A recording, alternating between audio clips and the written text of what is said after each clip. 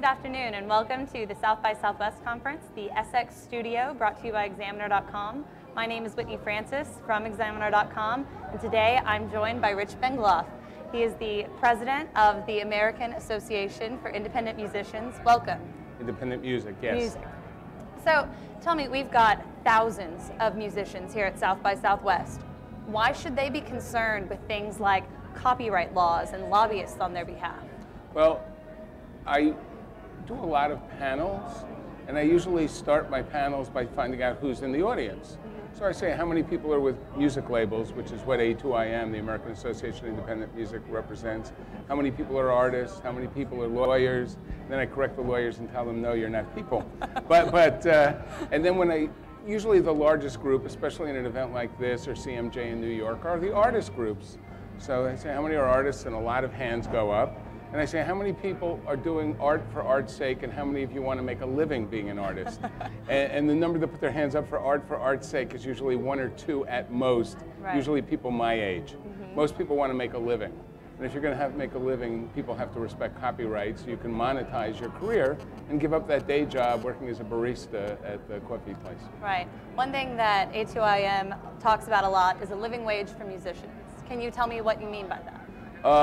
We like to think, we represent independent music labels, that we're a little bit more benevolent with our artists.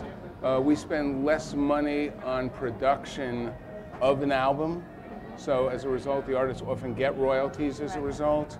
A lot of the labels that are members of our organization have joint ventures. As a result of having joint ventures, right. You know, there's an incentive for the label to make sure both sides make money at that point. We want artists to thrive. You know, the creation process is made up of artists and music labels. Right. You know, we both need each other. It's a symbiotic relationship. They're the creators of the music, and they're the people that invest in that creation. So one of the ways that you're going about this is through lobbying for the Performance Right Act. Yes. Do you want to tell us a little more about that, what that means? I'm a member of the board of an organization called the Sound Exchange. What the Sound Exchange does is it administers royalties that result from webcasters like Pandora or Slacker, from cable television, from SiriusXM satellite radio. And artists and music labels both get royalties when their music is played in these non-terrestrial, digital forms of music. Over-the-air radio, AM/FM radio, only pays the writers of the music. They don't pay the performers of the music. Sometimes it's the same people, sometimes it's not. We're not unique. We're not the only country that only pays the writers. Other countries that only pay the writers include North Korea, Iran, Iraq, the Sudan. Good company. Get the message? Right. All the countries that we know and want to be associated with, every single one of them, without exception, pay both the writer of the music as well as the performer of the music. On the Sound Exchange board, one of my colleagues on the board is Martha Reeves of Martha Reeves and the Vandellas. Everyone listens to their music all summer, right? Heat Wave, Dancing in the Streets, classic music. Those songs were written by Dozier Holland. Martha Reeves and the Vandellas did not write that music. As a result, the Vandellas now have jobs that are somewhat menial, like working as home health care workers, one of them. They listen to their music all summer and don't make a dime. Martha is a wonderful performer and still does a wonderful job, but she's of an age where she shouldn't have to tour to make a living anymore. Right. So that's a real inequity that we're working as a coalition, all members of the industry. It includes the major labels, the independent labels I represent, the American Federation of Musicians, AFTRA, the Recording Academy. All of us, the Music Managers Forum, have bound together to get this passed now so that both the creators of the music, the artists, as well as those who invest in the creation, the music labels, are compensated for that. And how has that campaign been going? One of the things that I think a lot of people might be familiar with that listen to FM radio is that they hear these ads that the radio stations can put on their own stations to lobby against this. You don't have as much of a voice to fight it. How do you think this campaign is going? Well, I find it, well, so far we've passed both the Judiciary Committee of the House and the Judiciary Committee of the Senate. So we've gotten a start already. Both committees have approved it, so now there's a bill that could go to the full House and the full Senate. I find those ads very amusing because they keep calling it the performance tax. Yes. Taxes, as far as I know, go to the federal government. Like when I pay my taxes, April 15th of each year, that money doesn't go to artists. Right. We're not talking about a tax. We're talking about compensating people for their intellectual property. The industry is transforming from one where you used to buy music, where now you're just as happy to listen to music during your 168-hour week.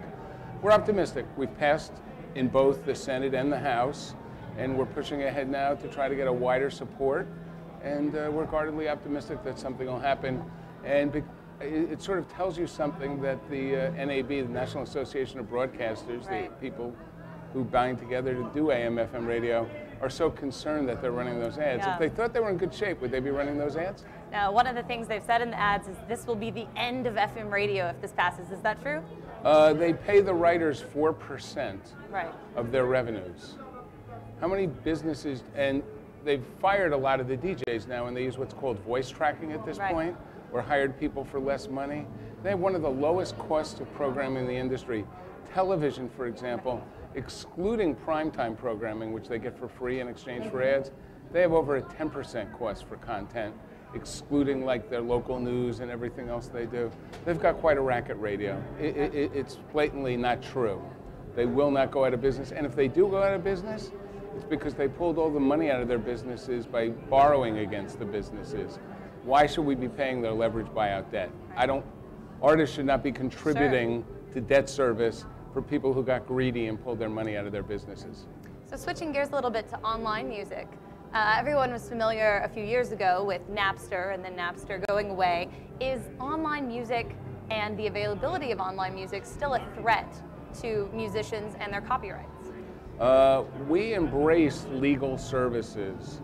Last year, Pandora, which is my personal favorite.